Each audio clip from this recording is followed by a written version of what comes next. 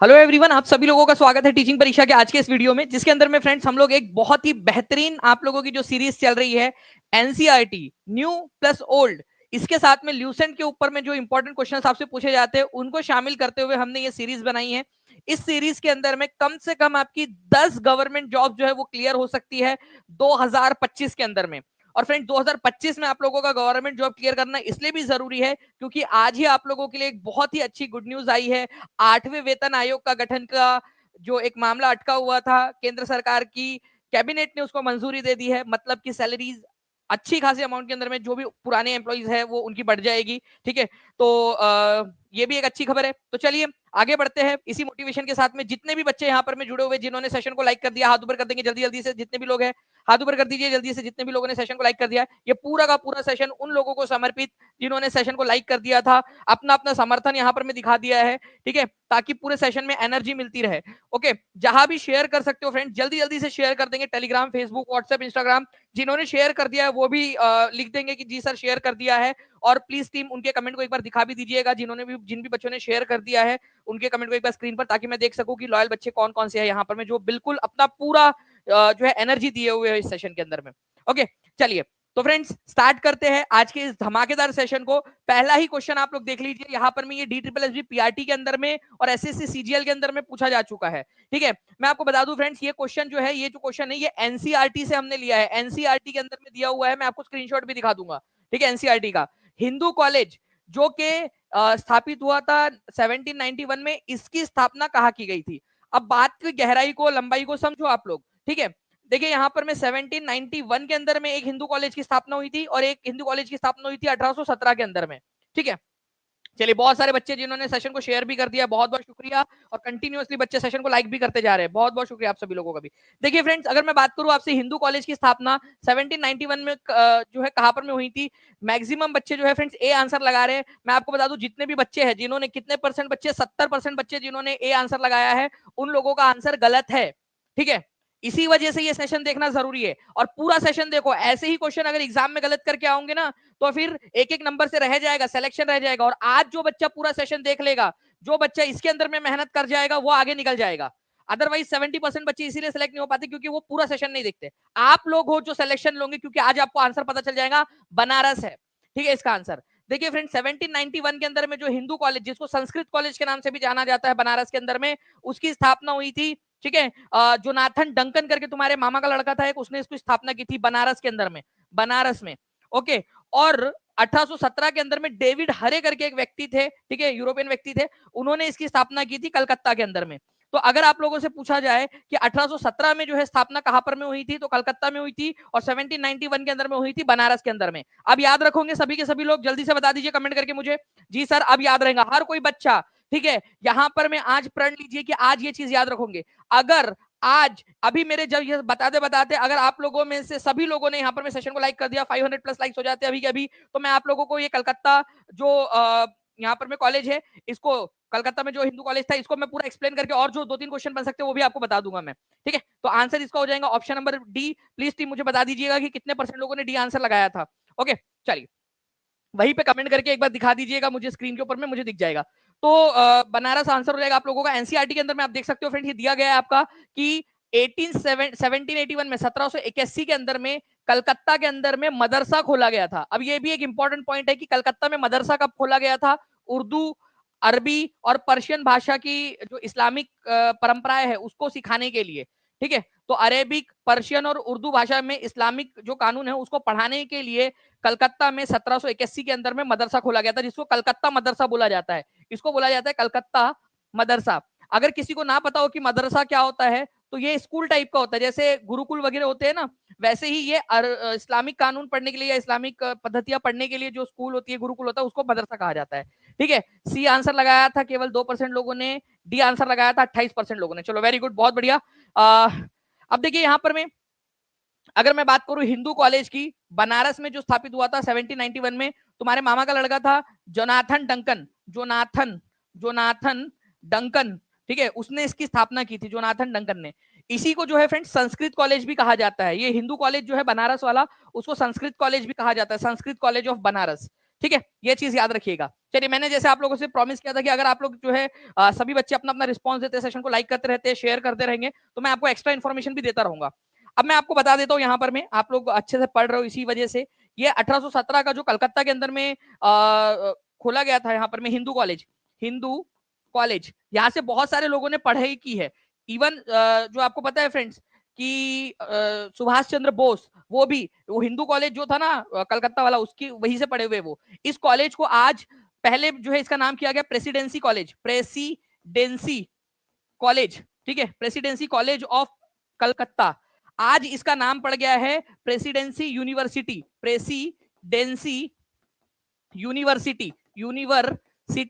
ये याद रखना है आप लोगों ने, प्रेसिडेंसी यूनिवर्सिटी।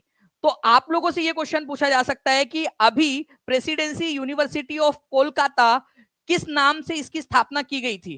ठीक है, तो तुम्हारे जो है मौसी का लड़का था एक डेविड हरे, ठीक है, डेविड हरे, ठीक है, उसने जो है मेन इसके अंदर में योगदान दिया था। और भी थे राधाकांत देव जी, ठीक है, वगैरह लोग भी थे। ठीक है, राजा राममोहन रॉय जो है अप्रत्यक्ष रूप से इसमें शामिल थे, उन्होंने समर्थन दिया था, लेकिन वो बहुत ज्यादा उनका रोल नहीं था, ठीक है, हिंदू कॉलेज स्थापित करने के अंदर में। तो हिंदू कॉलेज का नाम प्रेसिडेंसी कॉलेज और फिर अब प्रेसिडेंसी यूनिवर्सिटी हो गया है कोलकाता के अंदर में। तो ये भी एग्जाम के अंदर में पूछे जाने वाला क्वेश्चन है आप लोगों का, तो इसको प्लीज याद रखिएगा आप सभी के सभी लोग। ठीक है, चलिए, अगर याद हो गया है दोनों चीजें, 1791 के अंदर में बनारस में, 1817 में कलकत्ता के अंदर में हिंदू कॉलेज नाम से ही स्थापित हुआ था, ये याद रखना है आप लोगों ने। ठीक है, ओके, चलिए, तो ये एक चीज याद रखना है आप सभी लोगों ने। और इसके अलावा और क्वेश्चन बन सकता है कि कलकत्ता मदरसा की स्थापना कब हुई थी। चलो, यहां पर मैं देखो आप सभी के सभी इस स्लाइड के ऊपर में, और आप लोग कमेंट में आंसर कर दो। चलो, इस स्लाइड में देखो और आंसर कर दो। ठीक है, आप लोग आंसर करेंगे नहीं।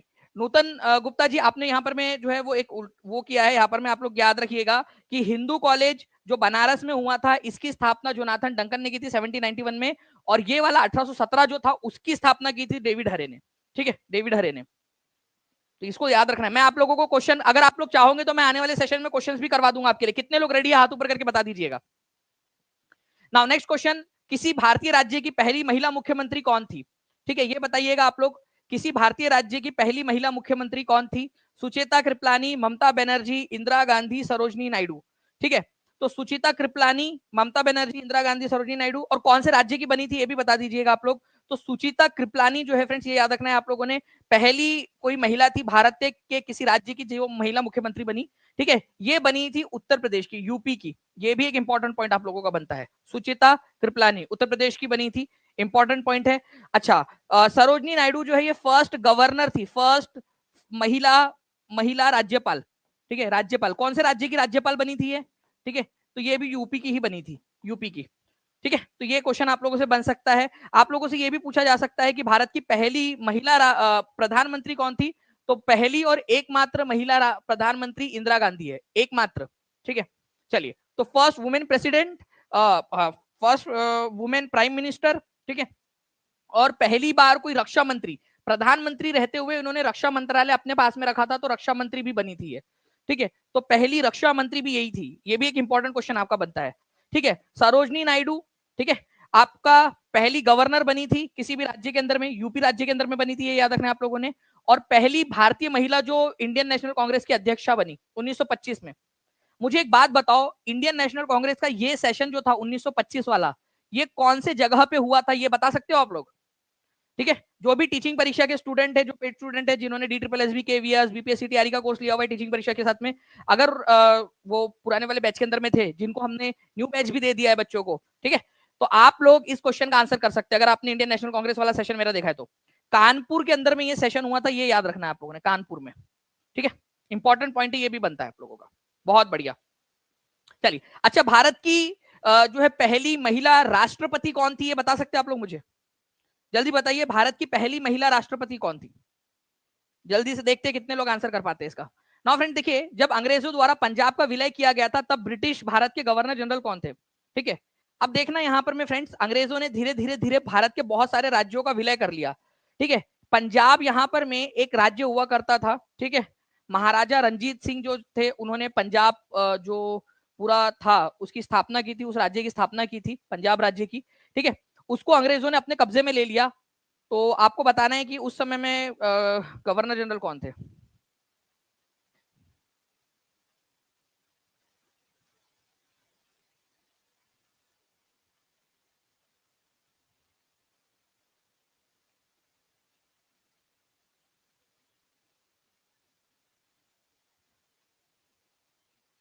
चलिए, तो देखिए फ्रेंड्स, यहाँ पर मैं एक सिंपल सा क्वेश्चन जो है यहाँ पर मैं आप लोगों से पूछा गया है।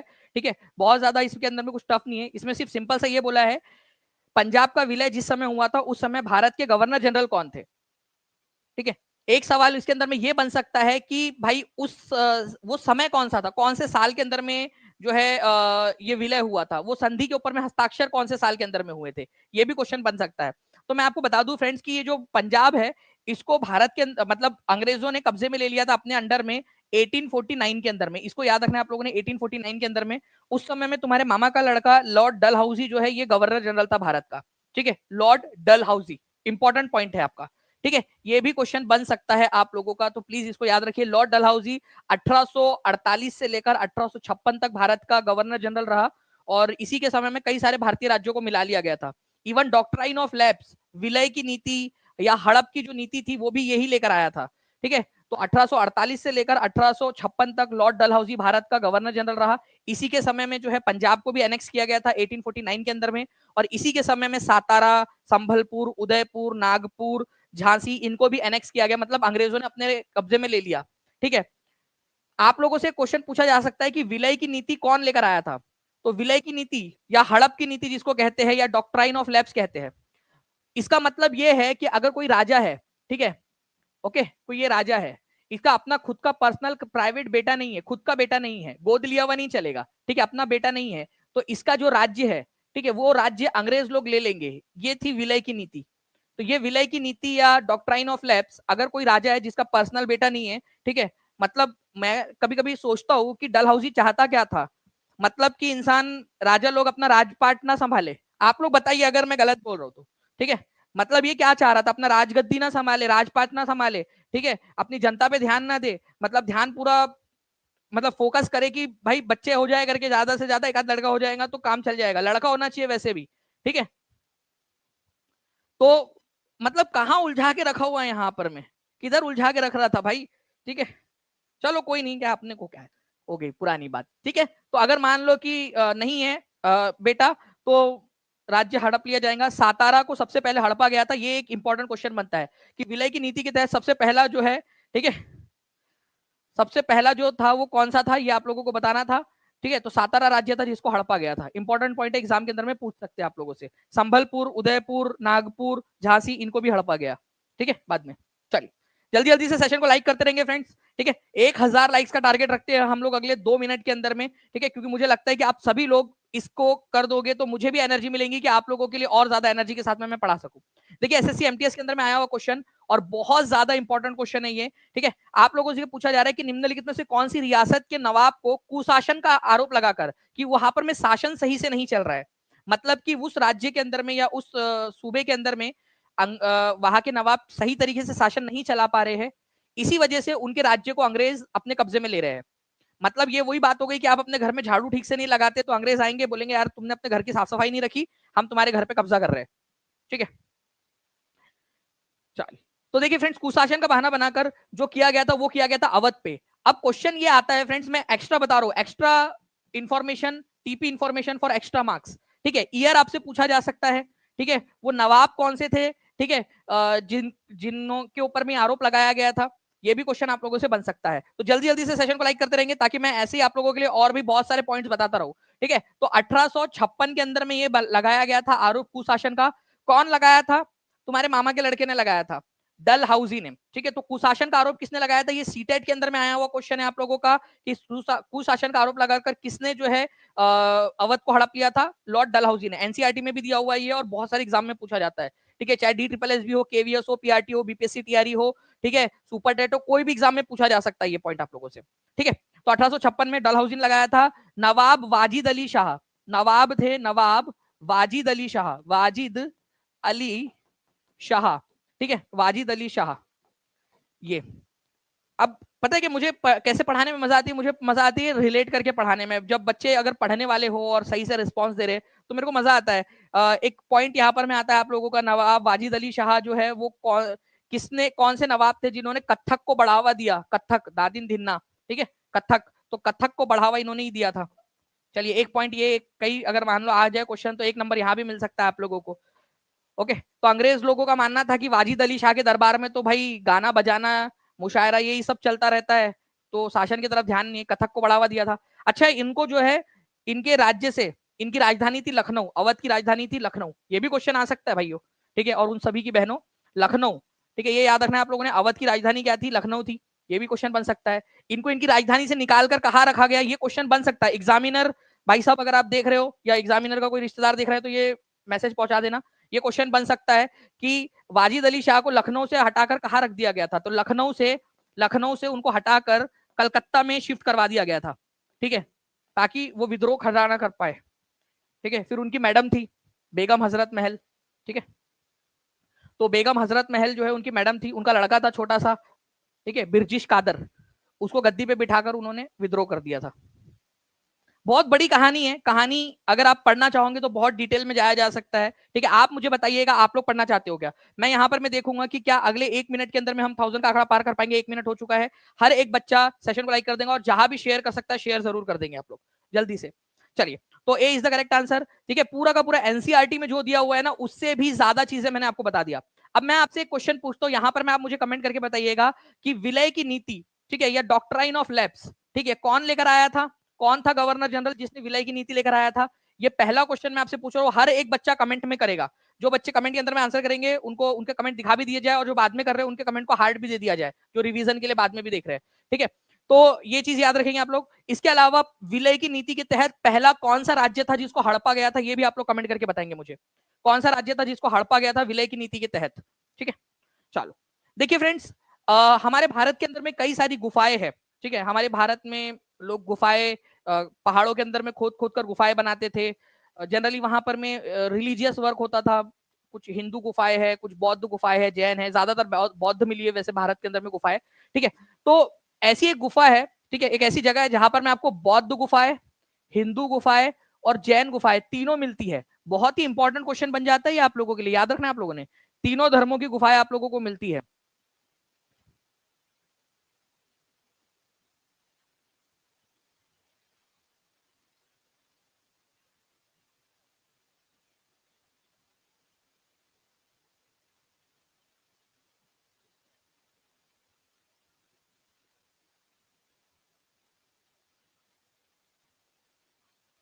चलिए, तो देखिए फ्रेंड्स, अगर मैं बात करूं यहां पर मैं आप लोगों की, तो ये जगह है एल्लोरा, ठीक है। एल्लोरा जो है ये कौन से राज्य के अंदर में, ये क्वेश्चन बन सकता है। कोई बता सकता है मुझे ये कौन से राज्य के अंदर में एल्लोरा?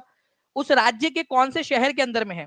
उस राज्य के कौन से शहर में है ये भी बता दीजिएगा आप लोग। अगर मैं बात करूं फ्रेंड्स राज्य की, तो राज्य हो जाएगा आप लोगों का महाराष्ट्र, ठीक है। महाराष्ट्र के अंदर में है ये। महाराष्ट्र के अंदर में औरंगाबाद करके एक जिला हुआ करता था, जिसका नाम बदलकर अब क्या कर दिया गया है? संभाजी नगर कर दिया गया है, ठीक है। औरंगाबाद, बिल्कुल आदित्य राजपूत यहाँ पर हम लिख रहे हैं महाराष्ट्र के औरंगाबाद में। अब औरंगाबाद का नाम बदल के क्या कर दिया गया, ये क्वेश्चन आप लोगों से पूछा जा सकता है। तो महाराष्ट्र के औरंगाबाद का नाम बदल के कर दिया गया है संभाजी नगर, ठीक है। तो संभाजी नगर, नगर, संभाजी नगर, ठीक है, जिसको पहले औरंगाबाद बोला जाता था। एक औरंगाबाद जो है आप लोगों को बिहार में भी मिलता है, ठीक है, तो कंफ्यूज नहीं होना, ये महाराष्ट्र वाले औरंगाबाद की बात हो रही है। वहां पर में अजंता और एलोरा दो जगह है जहां पर में गुफाएं मिलती है। तो एलोरा में आपको टोटल कितनी गुफाएं मिली है? 34 गुफाएं मिली है, 34 गुफाएं। चलिए इधर में लेकर आते हैं हम लोग 34 गुफाएं। अगर मैं इसका आपको क्लासिफिकेशन बता दूं, ठीक है, तो हिंदू, बौद्धिस्ट और जैन तीनों प्रकार की गुफाएं मिलती है, ठीक है। तो हिंदुओं की मिली है आपको 17, ठीक है, बुद्धिस्ट मिली है 12 और जैनियों की मिली है 5। तो हिंदू, बुद्धिस्ट और जैन आप देखोगे तो टोटल 34 हो जाता है। 34 गुफाएं टोटल मिली है एलोरा में आपको, हिंदू, बुद्धिस्ट और जैन तीनों गुफाएं। वही अगर मैं बात करूं अजंता की गुफाओं की, तो अजंता में 29 गुफाएं मिली है अजंता में। और सारी की सारी 29 गुफाएं किसकी है पता है आप लोगों को? Any guess? चलो एक आप लोगों से पूछता हूं मैं सवाल। अजंता और एलोरा पास पास में है, दोनों के दोनों महाराष्ट्र में है, संभाजी नगर या औरंगाबाद के अंदर में। मैं बोल रहा हूँ अजंता और एलोरा पास पास में, मतलब इतना पास में कि आप जो है अपनी साइकिल से जा सकते हो, ठीक है। अजंता से चले गए एलोरा और एलोरा से चले गए अजंता। अजंता में 29 गुफाएं और सारी की सारी 29 की 29 गुफाएं जो है ये बुद्धिस्ट गुफाएं है, ये याद रखना आप लोगों ने अजंता की। ये क्वेश्चन यूपी के एक एग्जाम में आया था, यूपी टेट के एग्जाम के अंदर में, आई थिंक 2017 का जो हुआ था पेपर उसके अंदर में। ठीक है, कि भाई अजंता में कौन से मठ मिले हैं, गुफाएं कौन से धर्म से संबंधित है। ओके, साइकिल से मतलब हाँ साइकिल से आप जा सकते हो क्योंकि पास पास में ही है वो, एकदम औरंगाबाद के अंदर में ही है ना वो, संभाजी नगर के अंदर में, महाराष्ट्र के इतना पास में है वो, दोनों के दोनों अजंता और एलोरा। ठीक है, चलिए, तो ये थोड़ा सा पॉइंट था आप लोगों ने याद रखना है। और जितना ज्यादा आपका रिस्पांस रहेगा, जितना ज्यादा आप लोग शेयर करोगे अलग अलग जगहों के ऊपर में, उतना ज्यादा मैं आप लोगों को जो है फ्रेंड्स इन्फॉर्मेशन दूंगा और उतने ज्यादा क्वेश्चन भी फिर आप लोगों से पूछूंगा मैं। ठीक है, चलिए, अजंता और एलोरा एकदम पास में ही है, ये याद रखिएगा आप लोग। देखिए, मुगल सम्राट, ठीक है, ने 1765 में दीवानी का अनुदान किसे दिया? दीवानी, दीवानी में दीवानी हो गई, ठीक है, वो वाला दीवानी नहीं है, नहीं तो बोलेंगे सर ये दीवानी दे दिया मतलब क्या दीपिका पादुकोण दे दिया था क्या उनको? नहीं भाई, दीवानी का मतलब है टैक्स कलेक्ट करने का अधिकार, टैक्स कलेक्शन, टैक्स कलेक्शन का राइट या अधिकार। ठीक है, दीवानी अधिकार बोला जाता है उसको। ओके, टैक्स कलेक्शन करने का अधिकार दे दिया किसको? तो ये दे दिया था ईस्ट इंडिया कंपनी के रॉबर्ट क्लाइव को। ठीक है, हुआ क्या था मैं बताता हूं आपको। 1765 में, ठीक है, एक लड़ाई हुई थी 1765 में, जिस लड़ाई को कहा जाता है बक्सर की लड़ाई, बक्सर की लड़ाई, बैटल ऑफ बक्सर। इस लड़ाई के अंदर में ईस्ट इंडिया कंपनी, ठीक है, वर्सेस, ठीक है, मुगल बादशाह, मुगल, अवध, ठीक है, और बंगाल, ये तीनों एक तरफ थे। ठीक है, ये तीनों एक तरफ होकर लड़ रहे थे और ईस्ट इंडिया कंपनी के खिलाफ लड़ रहे थे। फिर भी जीता कौन? ईस्ट इंडिया कंपनी जीत गई और ये तीनों के तीनों हार गए। तो बक्सर की लड़ाई हारने के बाद में, ठीक है, क्या हुआ? ईस्ट इंडिया कंपनी ने डिमांड रख दी कि हमको बंगाल, बिहार और उड़ीसा के दीवानी अधिकार चाहिए, टैक्स कलेक्ट करने का अधिकार चाहिए। अब ये बेचारा मुगल बादशाह शाह आलम दो था वो, ठीक है, मुगल सम्राट था कौन? शाह आलम दो, शाह आलम द सेकेंड, ठीक है, शाह आलम सेकेंड नाम था उसका। ठीक है, तो मुगल सम्राट शाह आलम सेकेंड अब हारा हुआ सम्राट था। ठीक है, और ये इतना कमजोर था कि इसकी चलती ही नहीं थी। ठीक है, जैसे पतियों की नहीं चलती घर में पत्नियों के सामने, वैसे ही इसके दरबार में इसकी नहीं चलती थी। ठीक है, बाद में, ठीक है, इसके कुछ सालों के बाद में तो इसके कुछ मंत्रियों ने इसकी आंखें निकलवा दी थी सलाखें डाल के। सोचो क्या ही रहा होगा, मतलब मैं यहाँ पत्नियों को सलाह नहीं दे रहा कि क्या करना है तुम लोगों ने, मैं जस्ट एग्जाम्पल दे रहा हूँ यहाँ पर। मैं तुमने भी वैसा मत कर देना, नहीं तो कि भाई उधर में हुआ था हम भी कर देंगे। ओके, कि तुमने देखा ही कैसे पड़ोसन। शाह आलम द्वितीय जो है फ्रेंड्स मुगल सम्राट, ये याद रखना है आप लोगों ने, इनकी आंखें निकलवा दी गई थी। ये भी एक इंपॉर्टेंट पॉइंट आप लोगों का बनता है कि किसकी आंखें निकलवा दी गई थी। आगे मैं बताऊंगा मैं आपको। रॉबर्ट क्लाइव को जो है इन्होंने दीवानी अधिकार दिया था बक्सर की लड़ाई के बाद में। तो B is the correct answer. Okay, तो 1765, 12 अगस्त 1765 को जो है फ्रेंड्स मुगल एम्पायर ने ईस्ट इंडिया कंपनी को दीवान बना दिया था। और ईस्ट इंडिया कंपनी तो कंपनी थी ना, अब कंपनी कैसे करेंगी शासन, कलेक्ट करेंगे तो कोई ना कोई बंदा होगा। तो रॉबर्ट क्लाइव जो था ईस्ट इंडिया कंपनी का गवर्नर था, उसको दीवान नियुक्त कर दिया। ठीक है, अब देखिए भारत रत्न पाने वाले पहले विदेशी प्राप्तकर्ता कौन थे, ये बताना है आप लोगों ने। जल्दी से जितने भी बच्चे देख रहे हैं सेशन को, जहां भी शेयर कर सकते जल्दी जल्दी से शेयर कर देंगे फ्रेंड्स, जितने भी बच्चे देख रहे हैं।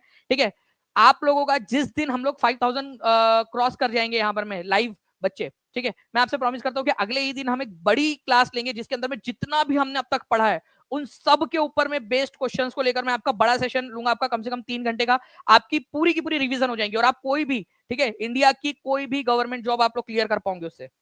ठीक है,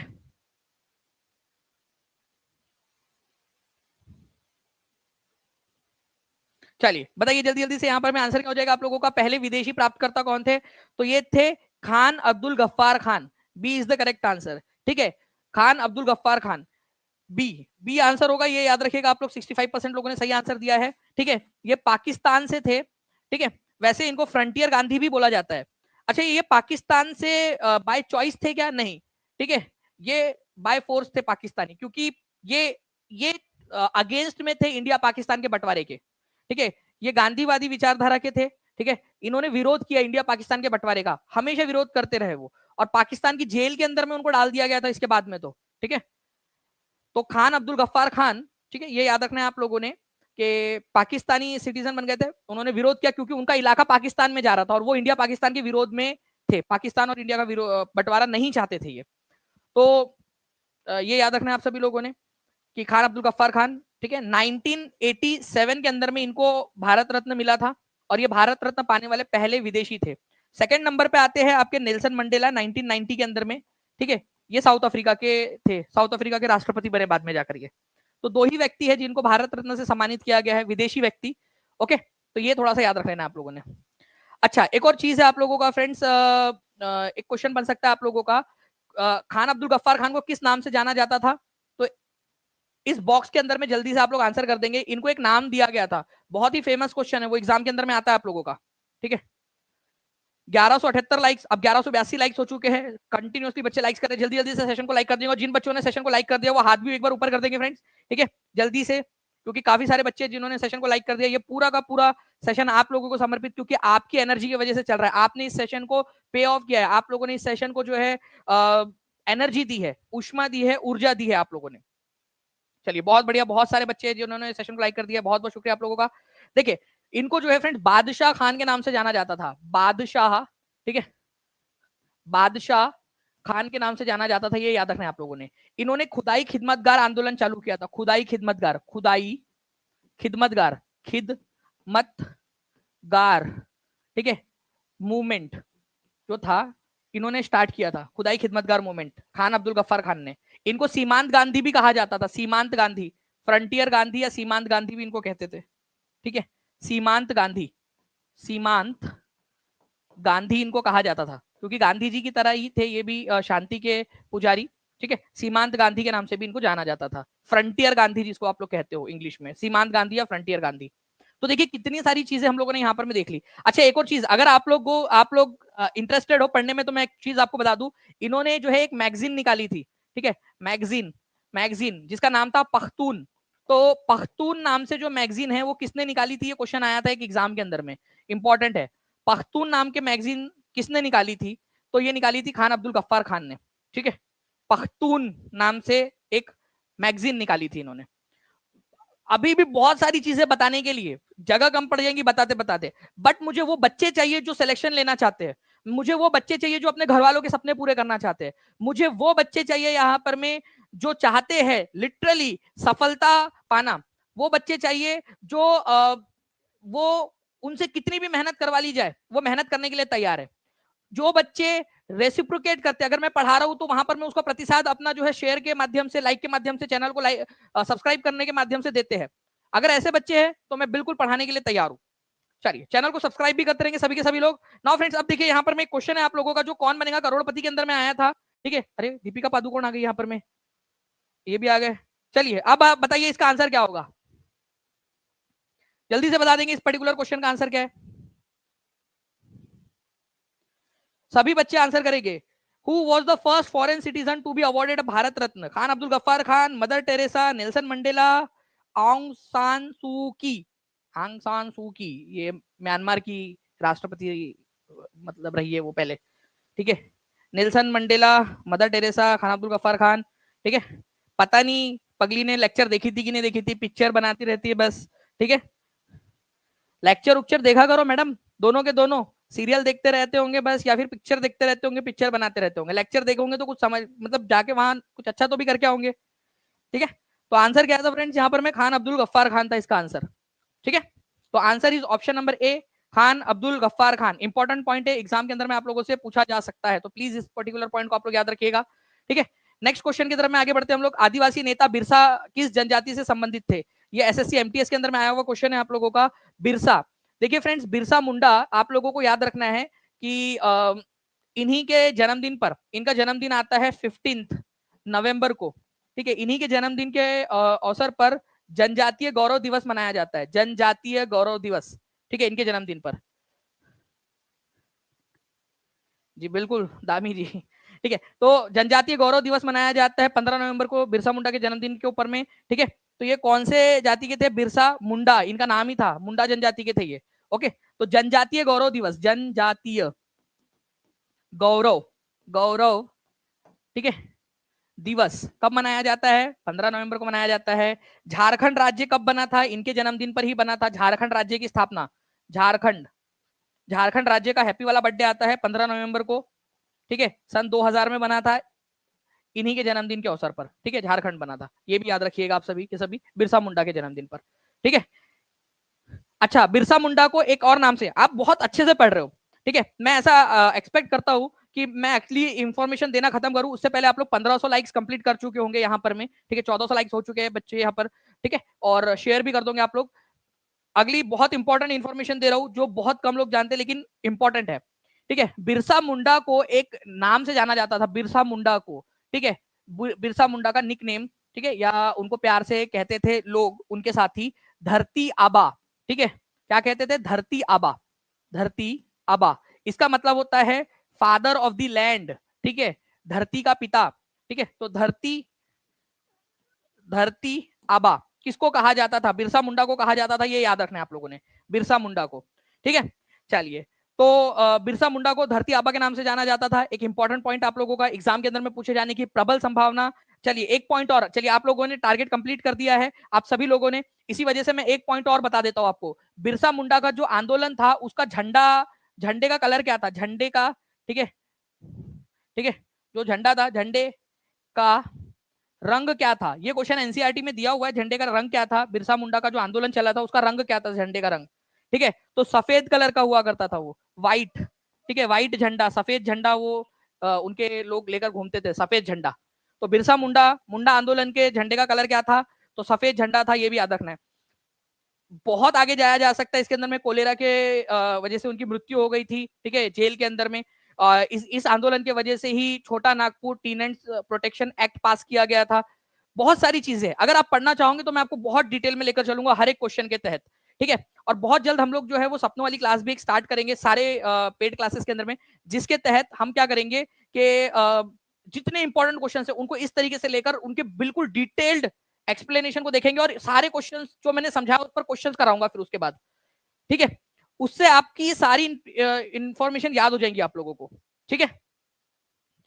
चलिए तो आगे बढ़ते हम लोग फ्रेंड्स, यहाँ पर में नेक्स्ट देख लेते क्या क्वेश्चन और आ रहा है हमारा। मेट्टूर बांध किस नदी पर बना है और किस राज्य में, ठीक है भाई, कोई बात है क्या पगले इसके लिए।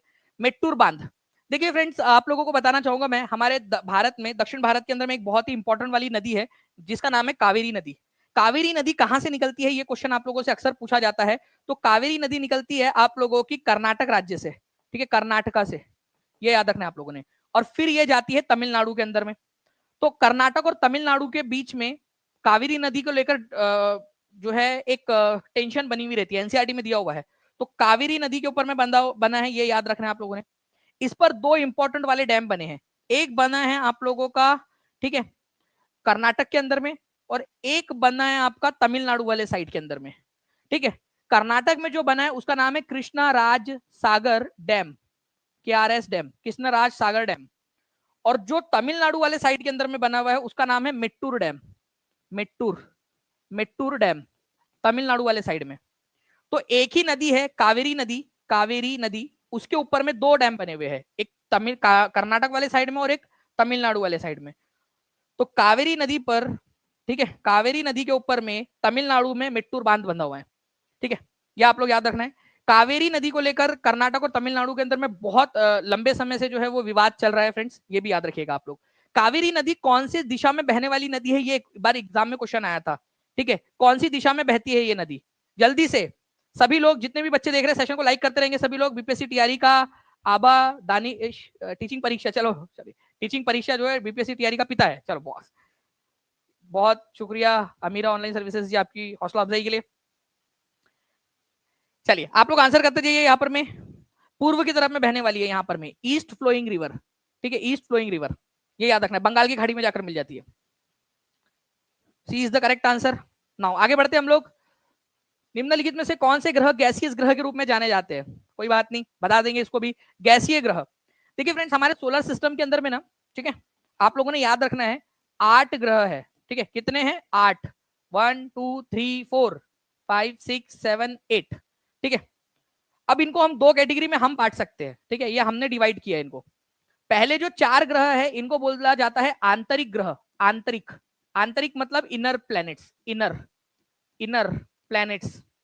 ये प्लैनेट जो है फ्रेंड्स रॉक से बने हुए हैं, रॉक, चट्टान, चट्टानी ग्रह है।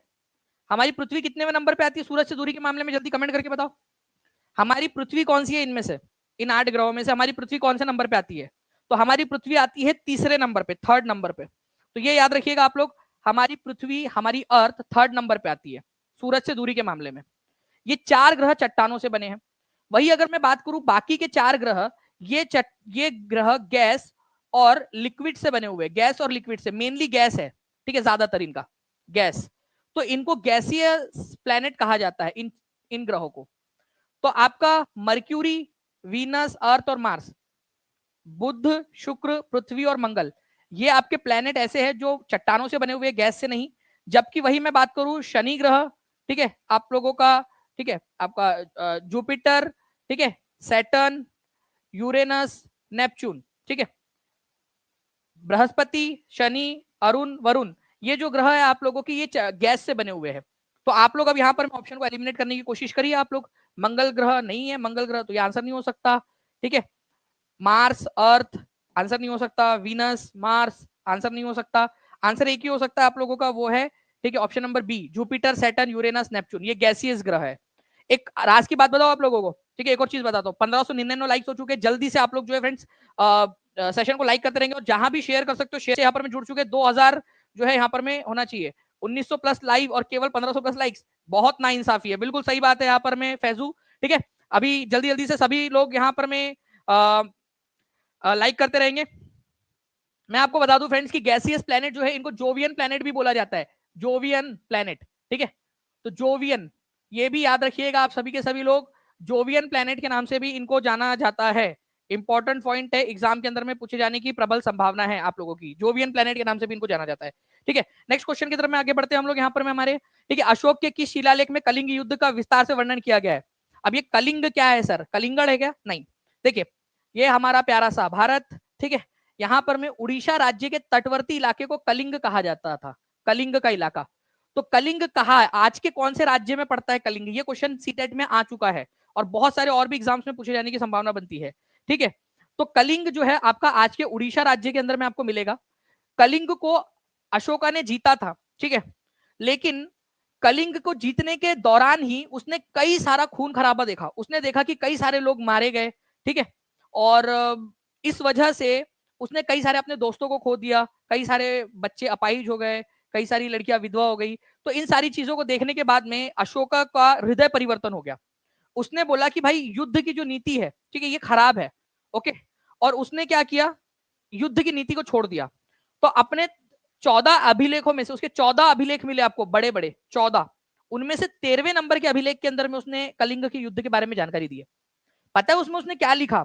उसने इस तरीके से बोला है, अपने बच्चों और अपने वंशजों को संबोधित करते हुए, अपने को नहीं बोला कुछ भी, ठीक है, मतलब उसका कंसर्न था अपने वंशजों से, उनको बता रहा था अपन लोगों ने पढ़ लिए, ठीक है, ऐसा वाला बस। तो उसने क्या बोला, मेरे बच्चों, ठीक है, मैंने जो है भारत वर्ष के इस जम्बू द्वीप के कई सारे इलाके को जीत लिया है। एक कलिंग का इलाका था जो रह गया था, मैंने उस पर आक्रमण किया और मैंने देखा कि लाखों लोगों, इस जीत के वजह से कई लाखों लोगों ने अपनी जान दे दी, कई लोग अपाहिज हो गए। क्या ये जीत इन लोगों की मृत्यु से उत्तम है? क्या ये जीत इन लोगों को वापस ला सकती है? क्या ये जीत उन लोगों को मरहम लगा सकती है जिन लोगों ने अपने हाथ पैर गंवा दिए? क्या उन लोगों के दुख दर्द को भर सकती है? नहीं। तो युद्ध नीति से बेहतर है धर्म की नीति, और इसी से उन्होंने जो है कलिंग के युद्ध के बाद में उन्होंने धर्म की नीति अपना ली थी अशोका ने, ये याद रखना आप लोगों ने। तो 13वें नंबर के अभिलेख के अंदर में उसने लिखवाया ये बात, ये याद रखना आप लोगों ने, 13वें नंबर का अभिलेख है अशोका का। अशोका ने बुद्ध धर्म अपना लिया था, ये भी याद रखना आप लोगों ने, बुद्धिज्म अपना लिया था। तो B is the correct answer यहाँ पर में। आंसर आगे बढ़ते हैं, बख्तियार खिलजी ब्लैंक के विनाश के लिए उत्तरदायी है। अब ये बख्तियार खिलजी कौन है, ठीक है, तो आओ तुमको बख्तियार खिलजी से मिलाता हूं मैं, ठीक है। अब देखिए ये बख्तियार खिलजी जो है ना, ये जो कुतुबुद्दीन ऐबक है, कुतुबुद्दीन ऐबक उसका सेनापति हुआ करता था, सेनापति, ठीक है, कुतुबुद्दीन ऐबक का सेनापति हुआ करता था बख्तियार खिलजी। बख्तियार खिलजी भारत के अंदर में हमला करते करते करते करते इधर साइड में आ गया, ठीक है, इधर साइड में बिहार के पास तक आ गया, और यहां पर में आकर उसने क्या किया, भारत में जो नालंदा यूनिवर्सिटी थी उस पे उसको आग लगा दी। भारत में बिहार के अंदर में जो विक्रमशिला यूनिवर्सिटी थी उस पे आग लगा दी। भारत में बिहार में जो उदंतपुरी मठ था, ठीक है, जिसमें कई सारे जो है पांडुलिपियां रखी हुई थी, मैन्युस्क्रिप्ट जो पुराने जमाने की लिखी हुई चीजें थी, ऐतिहासिक चीजें थी, धार्मिक चीजें थी, उन पे आग लगा दी। तो नालंदा, विक्रमशिला और उदंतपुरी मठ, इनको आग लगा दी थी बख्तियार खिलजी ने। बख्तियार खिलजी कुतुबुद्दीन ऐबक का सेनापति था, जीतते जीतते बिहार आ गया, ठीक है, और उसने जो है नालंदा यूनिवर्सिटी को तोड़ दिया था। तो बख्तियार खिलजी ने तोड़ा था, ये याद रखना आप सभी लोगों ने, इंपॉर्टेंट पॉइंट है, एग्जाम के अंदर में पूछे जाने की आप लोगों से प्रबल संभावना है इसकी, ठीक है। तो प्लीज इस पर्टिकुलर पॉइंट को याद रखिएगा आप लोग, ठीक है, पूछा जा सकता है। कुतुबुद्दीन ऐबक का जो है सेनापति हुआ करता था ये, ठीक है।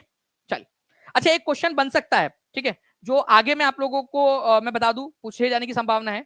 बख्तियार खिलजी ने कौन सा साल था जब नालंदा यूनिवर्सिटी को आग लगा दी थी? ये क्वेश्चन बन सकता है आप लोगों से, ठीक है, कई सारे एग्जाम के अंदर में आता ही है।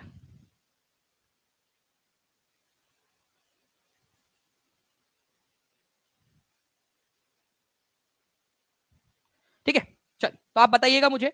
नेक्स्ट क्वेश्चन की तरफ में आगे बढ़ते हैं हम लोग। कश्मीर में शालीमार बाग किसने बनवाया था, ये बताना है आप लोगों ने। कश्मीर में, हाँ, नालंदा यूनिवर्सिटी किसने बनवाई थी, अगर ये क्वेश्चन आ जाए आप लोगों से, तो कुमार गुप्त दो ने बनवाई थी, कुमार गुप्त ने बनवाई थी, ठीक है, कुमार गुप्त ने।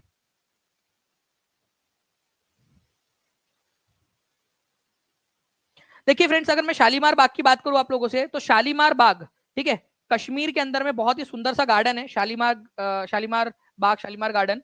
इसको बनाया था मुगल बादशाह जहांगीर ने। ये भी एक इंपॉर्टेंट क्वेश्चन है, इसको बहुत ज्यादा इंपॉर्टेंट मार्क करेंगे आप सभी के सभी, ठीक है। मुगल बादशाह जहांगीर ने इसको बनवाया था, इंपॉर्टेंट है, एग्जाम में पूछे जाने की बहुत अधिक संभावना बनती है, आप देख भी सकते हो यहाँ पर में, ठीक है। तो शालीमार बाग जो है ये डल लेक के पास में है, ठीक है, डल झील जो है कश्मीर के अंदर में, डल झील, ठीक है, वहां पर में शालीमार गार्डन बनाया गया है, बहुत ही सुंदर सा गार्डन है। और जो है आपका, इसको फरहा बख्श भी कहा जाता है, इसको फैज बख्श भी कहा जाता है, फैज तुम्हारे नाम के ऊपर में रखा गया है, ठीक है। तो इसको फरहा बख्श और फैज बख्श भी बोलते हैं। तो शालीमार गार्डन के क्या क्या नाम है, शालीमार बाग के नाम है फरहा बख्श, फरहा बख्श, ठीक है, बख्श, और फैज बख्श भी इसको कहा जाता है, फैज बख्श, ठीक है, इसको कहा जाता है। तो तीन नाम है इसके शालीमार गार्डन के, 1 2 3, ठीक है। तो तीनों में से कोई भी आ जाए, ठीक है। कश्मीर में किसने बनवाया था, तो याद रखिएगा आप सभी के सभी, ठीक है, ये बनवाया गया था आपके, ठीक है, जहांगीर के द्वारा। इंपॉर्टेंट पॉइंट है, एग्जाम के अंदर में आप लोगों से पूछ सकते हैं, ओके। चलिए, नाउ फ्रेंड, सिंधु घाटी सभ्यता के किस शहर को बिना दुर्ग के शहर के रूप में जाना जाता है? इंपॉर्टेंट याद रखना है आप लोगों ने। ये दुर्ग क्या होता है वो भी बता देता हूं आप लोगों को। जनरली हड़प्पा सभ्यता दो भागों में विभाजित होती थी, ठीक है, इस तरीके से। ये शहर है, मान लीजिए, एक होता था ऊपरी इलाका, अपर टाउन, मतलब एक इलाका जो थोड़ा ऊंचाई पर होता था, और एक होता था लोअर टाउन, लोअर टाउन, निचला इलाका।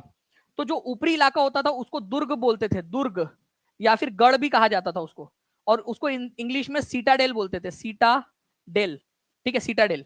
और जो लोअर टाउन होता था उसको लोअर टाउन ही बोला जाता था, निचला नगर, निचला नगर। निचले नगर में जनरली गरीब लोग रहा करते होंगे, ऊपरी इलाके के अंदर में थोड़ा सा ऐसा माना जाता है कि अमीर लोग रहते होंगे, या फिर जो एडमिनिस्ट्रेटिव बिल्डिंग्स, प्रशासनिक बिल्डिंग्स वगैरह होती थी वो यहाँ पर में होती होंगी, ठीक है। तो एक शहर ऐसा है आपका जहां पर में जो है ये मिला ही नहीं आपको, गढ़ मिला ही नहीं, ये वाला इलाका मिला ही नहीं, ठीक है, सिर्फ लोअर टाउन था। तो वो इलाका है आपका चान्हू दारो। बहुत ही फेमस क्वेश्चन है फ्रेंड्स, एग्जाम में पूछा जाता है, बिना दुर्ग या बिना गढ़ वाला या बिना सीटाडेल वाला इलाका कौन सा है, तो वो आपका हो जाएगा सीटाडेल, ठीक है, आपका चान्हू दारो। अगर आप लोग जो है फ्रेंड जल्दी से 2000 से भी ज्यादा बच्चे देख रहे हैं, अगर हम लोग यहाँ पर में जो है अगले 1 मिनट के अंदर में अगर हम 2000 प्लस लाइक्स करने का जो है यहाँ पर मैं टारगेट रखे, तो मैं आप लोगों को दो चीजें यहाँ पर मैं बताता हूँ जल्दी से, ठीक है। हर एक बच्चा जल्दी से, जितने भी लोग देख रहे हैं, सेशन को लाइक कर देंगे, चैनल को सब्सक्राइब कर देंगे, ठीक है। जहां भी शेयर कर सकते हो शेयर भी कर दीजिएगा। चान्हू दारो आप लोगों से पूछा जा सकता है कहां पर में है, तो ये आज पाकिस्तान के अंदर में है, ये याद रखना है आप लोगों ने। कौन सी नदी के किनारे पर है, ये भी क्वेश्चन आ सकता है आप लोगों का, तो ये याद रखिएगा आप लोग, इंडस नदी, ठीक है, इंडस या सिंधु नदी जो है उसके किनारे के ऊपर में ही है, ठीक है, सिंधु नदी जो है उसके किनारे के ऊपर में ही आप लोगों को मिलेगा, ये इंपॉर्टेंट पॉइंट है आप लोगों का। इसके अलावा एक चीज और बनती है आप लोगों की, ये तो बात हो गई कि लोअर टाउन और अपर टाउन, जनरली हड़प्पा सभ्यता के शहर कितने भाग में डिवाइडेड होते थे? क्या क्वेश्चन बन गया आप लोगों का?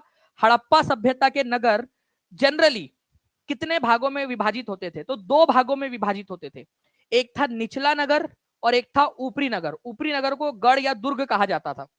लेकिन एक ऐसा शहर भी है जो दो के बदले में तीन भागों में विभाजित था, वो कौन सा था ये आप लोगों को बताना है, ठीक है। तो आप लोगों को अब बहुत बहुत बहुत ज्यादा इंपॉर्टेंट क्वेश्चन है फ्रेंड्स, ठीक है, सुपर डुपर इंपॉर्टेंट मार्क करना है आप लोगों ने, ठीक है। धोलावीरा, ठीक है, धोलावीरा जो गुजरात के अंदर में है, ये 3 पार्ट में डिवाइडेड था, 3 पार्ट्स में। ये ऊपर के जो 2 पार्ट है वो तो थे ही, एक मैदानी इलाका भी था जिसको ऐसा चारों तरफ से जो है ना कवर किया गया था दीवार बनाकर। तो ऐसा 3 भाग में विभाजित था ये, दुर्ग, ऊपरी नगर, लोअर टाउन और एक ऐसा मैदानी इलाका धोलावीरा। धोलावीरा कहाँ है? धोलावीरा गुजरात में मिलेगा आपको, गुजरात में। ठीक है, अपने वाटर मैनेजमेंट के लिए भी बहुत फेमस है, यूपीएससी में भी आया था क्वेश्चन धोलावीरा वाला, वाटर मैनेजमेंट के लिए कौन सा वाला फेमस था शहर। ठीक है, तो आप लोगों से ये भी क्वेश्चन बन सकता है, तो इसको भी याद रखिएगा आप सभी के सभी। मैं आप सभी लोगों से रिक्वेस्ट करूंगा, अगर आप चाहते हो कि इस तरह के और भी सेशन हो, आप लोगों के हाथ में है, आज अभी इस समय आपके पास में मौका है। अगर आप चाहते हो ऐसे ही सेशंस होते रहे तो चैनल को सब्सक्राइब जरूर कर दीजिएगा, और जहां जहां शेयर कर सकते हैं, 1 बार 2 बार 3 बार 4 बार शेयर कर दीजिए हर एक जगह के ऊपर में। तब जो है पूरी टीम मोटिवेट होंगी और आप लोगों के लिए और भी हम इस तरीके के सेशंस आप लोगों के लिए लेकर आते रहेंगे। ठीक है, चलिए, तो ये भी एक चीज याद रखनी है आप लोगों ने। नाउ फ्रेंड, नेक्स्ट क्वेश्चन की तरफ में आगे बढ़ते हैं हम लोग। ठीक है, लोअर टाउन और अपर टाउन इस तरीके से जनरली 2 भागों में विभाजित होता था शहर आपका, ये याद रखना है। चानू दारो के अंदर में अपर टाउन नहीं मिला है। चानू दारो कौन सी नदी के किनारे पे था? कमेंट करके बता दीजिए जल्दी से आप लोग। ठीक है, केवल 17 लाइक्स दूर है हम लोग हमारे टारगेट से, सभी लोग जल्दी जल्दी से सेशन को, अब 8 लाइक्स दूर है केवल। ठीक है, चलिए फ्रेंड्स, एक क्वेश्चन की तरफ में आगे बढ़ते हैं हम लोग। मुगल शासकों की कब्रों के संदर्भ में गलत जोड़ी का चयन करें। ठीक है, गलत जोड़ी का, ठीक है, चयन। देखिए, बहादुर शाह जो थे, इनको बहादुर शाह 2 भी कहा जाता है, बहादुर शाह 2। ठीक है, क्या इनकी कब्र लाहौर में है? औरंगजेब की कब्र दौलताबाद के अंदर में है, शाहजहां की कब्र आगरा में, और बाबर की कब्र काबुल के अंदर में। गलत जोड़ी आप लोगों को बतानी है। वैसे फ्रेंड्स, बहादुर शाह जफर या बहादुर शाह 2 जो है ना फ्रेंड्स, ये याद रखना है आप लोगों ने, ये अंतिम मुगल बादशाह थे, लास्ट वाले मुगल बादशाह। 1857 की लड़ाई के अंदर में इन्होंने भाग लिया था। इनको रंगून भेज दिया गया था कैद करके। रंगून, रंगून कहां पर में? म्यांमार में, आज का म्यांमार, जिसको पहले बर्मा भी कहा जाता था, बर्मा। ठीक है, बर्मा, रंगून या बर्मा। ठीक है, वहां भेज दिया गया था और वहीं पर उनकी कब्र है, वहीं पर उनको दफनाया गया था, ना कि लाहौर के अंदर में। ठीक है, तो ये याद रखना है आप लोगों ने। बहादुर शाह 2 जो कि अंतिम मुगल बादशाह थे, उनकी कब्र आपको यंगून या रंगून, रंगून पहले बोला जाता था, अब अभी फिलहाल में उन्होंने उसका नाम बदल के क्या कर दिया, उन लोगों ने उसका नाम बदल के उन्होंने यंगून कर दिया है। यंगून, यंगून, यंगून को ही पहले रंगून बोलते थे। वो आप लोगों ने गाना सुना होगा ना, मेरे पिया गए रंगून, पिया की याद सताती है। ठीक है, तो वो पिया रंगून, यही वाले रंगून गए थे वो। ठीक है, चलिए, कितने लोगों ने सुना है वो गाना? तो बहादुर शाह 2, ठीक है, इनका था। लेकिन बहादुर शाह जफर भी इनको कहा जाता है क्योंकि ये शायरी किया करते थे, शायरी। ठीक है, तो शायरी करते थे जब, तो शायरी करने के समय नीचे में जफर लिखा करते थे, ये इनका पेन नेम था। ठीक है, मैंने पिछले बार एक क्वेश्चन बताया था आप लोगों को, उस क्वेश्चन के अंदर में मैंने एक आपको शायरी बताई भी थी। फॉर एग्जाम्पल मान लो, वो अपन लोगों ने ऐसे ही बना के अपन लोगों ने, ठीक है, कि अब समझ में आया तुम्हारे गालों पर ये तिल का मतलब, दौलत हुस्न पे दरबान बिठा रखा है, और नीचे में वो जफर लिख देंगे। ठीक है, तो बहादुर शाह जफर, ये याद रखना है आप सभी लोगों ने फ्रेंड्स, बहादुर शाह जफर। ठीक है, जफर लिख देंगे, तो जफर उनका पेन नेम था, पेन नेम। तो ये क्वेश्चन आया हुआ है कि किस मुगल बादशाह का नाम पेन, पेन नेम जो है उनका, पेन नेम मतलब उनके पेन का नाम नहीं था, उनका पेन नेम मतलब कुछ भी लिखने के बाद में वो जफर लिखते थे नीचे में। खबर है रंगून में। भाई कहाँ पहुंच गए हम लोग, अब बहुत दूर तक जाई जा सकती है बात। ठीक है, लेकिन अभी फिलहाल के अंदर में विराम लगाते हुए, जितने भी बच्चे यहाँ पर मैं चाहूंगा कि आप सभी के सभी लोग जो है इस सेशन को जहां भी शेयर कर सकते शेयर करते रहेंगे। ठीक है, और ठीक है, और चैनल को सब्सक्राइब जरूर कर देंगे। अगर आप चाहते हो कि डेली इस तरीके की क्लास हो आपकी, तो सभी बच्चे जहां भी शेयर कर सकते हैं सेशन को शेयर जरूर कर दीजिएगा, लाइक कर देंगे, चैनल को सब्सक्राइब कर दीजिए। और टीचिंग परीक्षा के प्रीमियम कंटेंट के साथ में अगर आप पढ़ना चाहते हो इसी तरीके से पेड क्लास के अंदर में भी, और अपनी सफलता सुनिश्चित करना चाहते हो, तो नीचे में नंबर चल रहा है आप लोगों का, उस नंबर के ऊपर में कॉल या व्हाट्सएप आप कर सकते हो। ठीक है, आप लोगों का 55% फ्लैट ऑफ चल रहा है आप लोगों के लिए टीचिंग परीक्षा फाउंडेशन मंथ के अंदर में। ठीक है, ताकि आप लोग अपनी पढ़ाई जो है वो और ज्यादा अच्छे से कर सके, सिलेक्शन को अपना सुनिश्चित कर सके। 7611101101 9697888844 इस पर कॉल या व्हाट्सएप कर दीजिए, टीम आपकी मदद कर देगी। या फिर टीचिंग परीक्षा एप्लीकेशन पर जाइए, वहां पर में भी आपको मिल जाएगा, नीचे में लिंक्स भी दी गई है डिस्क्रिप्शन बॉक्स में। सेशन को लाइक जरूर कर दीजिएगा। मिलते हैं हम लोग हमारे नेक्स्ट सेशन के अंदर में, और भी बहुत सारे क्वेश्चंस है जो हम लोग करेंगे। ठीक है, तब तक के लिए thank you very much friends, take care and bye, God bless you all. Session कैसा लगा ये जरूर बताइएगा, और जो है आप लोगों को जो जो भी चीजें याद हुई है आज, आपने जो भी पढ़ा उसको कमेंट के अंदर में लिख देना है आप लोगों ने, जितना भी, चाहे 2 लाइन ही लिख दो कमेंट के अंदर में, लेकिन लिखो जरूर। इससे क्या होगा, वो चीज आपको हमेशा हमेशा के लिए याद हो जाएंगी, जितना भी। ठीक है, जितना भी आपने लिया है, ठीक है, वो जितना भी आपको आया है वो लिख दीजिएगा। बेस्ट चैनल है सिलेक्शन के लिए, हीरो बना देगा ये चैनल खुद का एक्सपीरियंस है। चलो thank you very much Vasu ji, बहुत बहुत शुक्रिया, थैंक यू वेरी मच। चलिए मिलते हैं हम लोग फ्रेंड्स नेक्स्ट क्लास में, तब तक के लिए take care and bye, God bless you all, thank you very much, bye.